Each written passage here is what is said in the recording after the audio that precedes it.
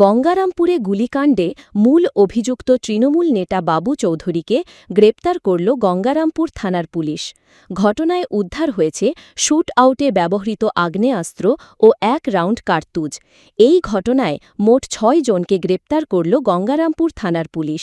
এ নিয়ে শনিবার সন্ধ্যায় গঙ্গারামপুরে সাংবাদিক সম্মেলন করলেন জেলা পুলিশ সুপার চিন্ময় মিত্তাল।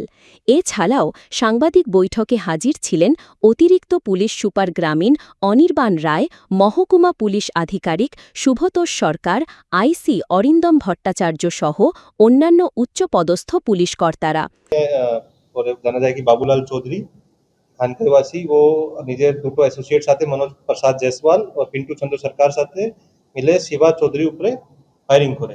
এখানে শিবা চৌধুরীর একটা গানশট ইঞ্জুরি হয়, তারপরে ও হাসপাতালে অ্যাডমিট হয়। ওখান থেকে মানে ওর ইলাজ হয়ে এখন ছুটি পেয়ে গেছে। তারপরে আমরা সাথে সাথে ইনভেস্টিগেশন স্টার্ট করি। নেক্সট দিনই মনোজ প্রসাদকে অ্যারেস্ট করা হয়েছিল। তার সাথে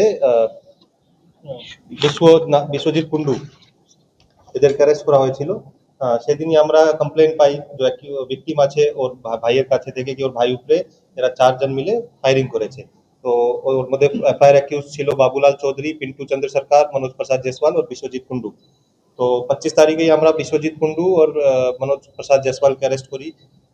আরও আমাদের সিসিটিভি ফুটেজ চেক করা, তার সাথে সাথে ওদের মোবাইলে কলসগুলো ট্রেস করে আমরা ফার্দার কালকে ডেটে পিন্টু চন্দ্র সরকার और বাবুলাল চৌধুরীকে অ্যারেস্ট করেছি। ওর মধ্যে অমিত প্রসাদ আর সাহেব শাহ 6 জনকে এখন অব্দি কেসে অ্যারেস্ট করা হয়েছে। এদেরকে সবাইকে কোর্টে ফরওয়ার্ড করে আমরা পিসি নিয়েছি, পুলিশ কাস্টাডি নিয়েছি। এখন প্রায় 5 দিনের পুলিশ কাস্টাডিতে এরা থাকছে আর আমাদের বাকি ফলো আপ ইনভেস্টিগেশন চলছে। ধৃত বাবু চৌধুরীকে শনিবার গঙ্গারামপুর মহকুমা আদালতে তোলা হলে বিচারক 5 দিনের পুলিশি হেফাজতের নির্দেশ দিয়েছেন।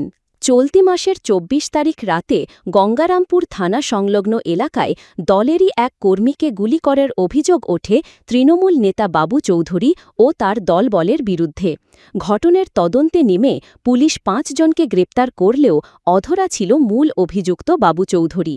শুক্রবার রাতে গোপন সূত্রের খবরে অভিযান চালিয়ে মূল অভিযুক্ত বাবু চৌধুরীকেও গ্রেপ্তার করে পুলিশ। আজ দুপুরে কোমরে দড়ি বেঁধে তৃণমূল নেতাকে থানার বাইরে নিয়ে এসে গাড়িতে তোলা হয়।